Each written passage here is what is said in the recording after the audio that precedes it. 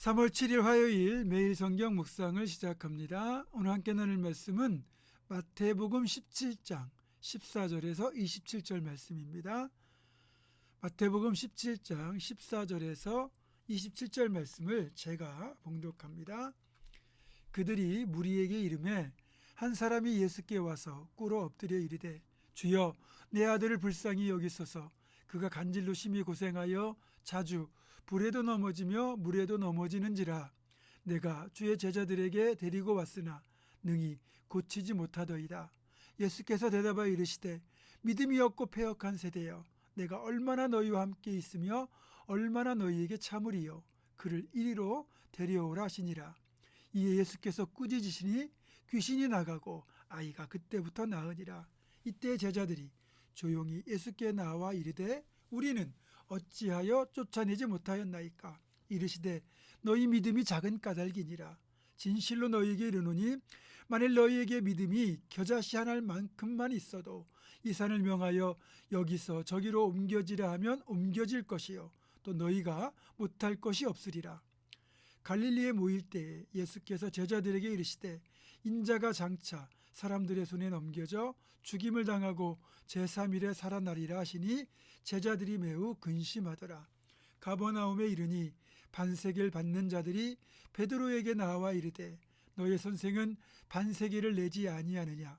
이르되 내신다 하고 집에 들어가니 예수께서 먼저 이르시되 시몬아 네 생각은 어떠하냐. 세상 임금들이 누구에게 관세와 국세를 받느냐. 자기 아들에게냐 타인에게냐. 베드로가 이르되 타인에게니이다.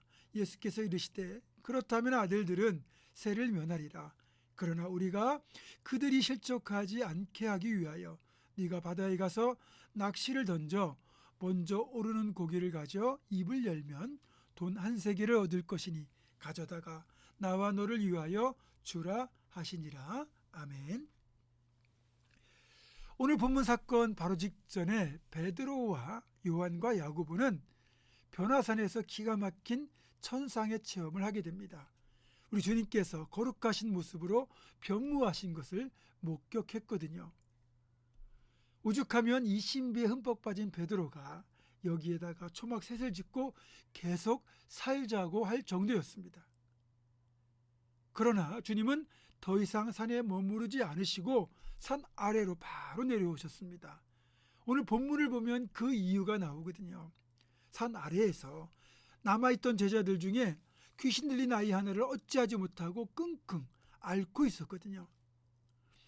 이제 마태, 마가, 누가 이 공관복음에 나오는 이 병행 부문을 종합해서 보면 아이에게 귀신이 들렸는데 이 귀신이 이제 간질이나 발작을 일으키면 아이가 불 속이나 물 속이나 막 뛰어드는 겁니다.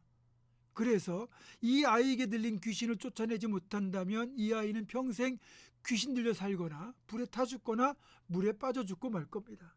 따라서 빨리 귀신을 내쫓아 줘야 되는데 그게 아이를 살리는 건데 제자들이 귀신도 내어 쫓지 못하고 쩔쩔매는 것을 보고 주님이 불같이 화를 내신 거예요. 믿음이 없고 패역한 세대여, 내가 얼마나 함께 너희와 있으며 얼마나 너희에게 참으리요. 그동안 3년 가까이 제자들을 가르치고 또 병 고치고 귀신을 쫓아내는 은사를 주셨음에도 불구하고 이 귀신 들리는 아이 하나 해결하지 못하고 쩔쩔매는 제자들 보면서 주님이 참으로 답답하셨던 겁니다. 할 수 없이 주님은 귀신 들린 아이를 데려오라 하셨고 아이가 주님을 보자마자 아이 속에 있는 귀신이 발악을 해서 아이가 떼굴떼굴 땅에 구르며 거품을 흘려댑니다. 예수님께서 아이의 아버지에게 묻습니다. 언제부터 이렇게 되었느냐? 그러자 아이 아버지 대답하죠. 어릴 때부터 그랬습니다.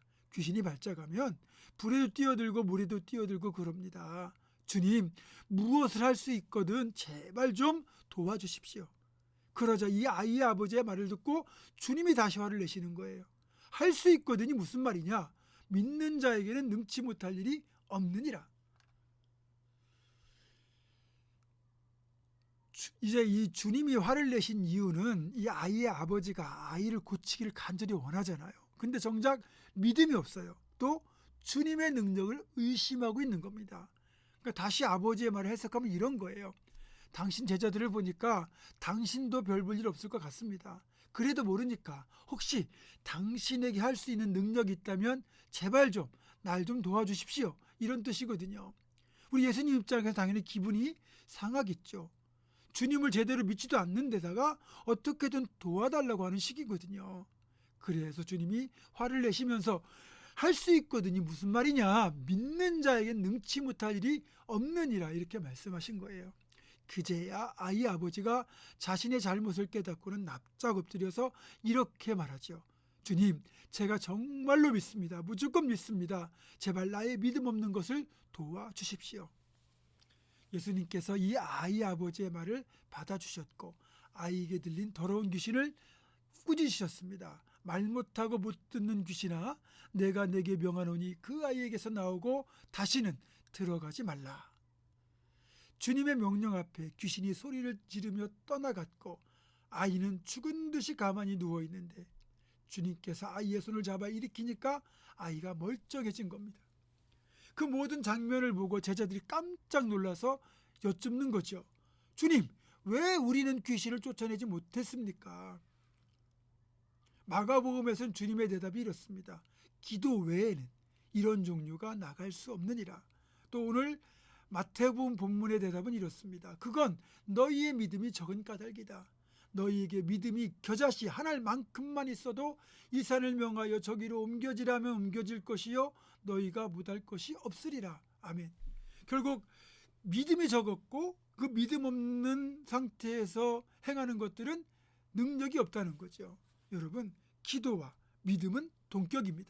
기도가 능력이라면 그것이 믿음이 수반된 기도이기 때문에 능력이 있는 겁니다. 사랑하는 여러분, 여러분의 기도에는 믿음이 동반되어 있습니까? 믿음이 수반, 동반되어 있다면 무슨 일이든 능력 있게 행할 수 있습니다. 그게 주님의 약속이고 실제로 그렇게 행하십니다.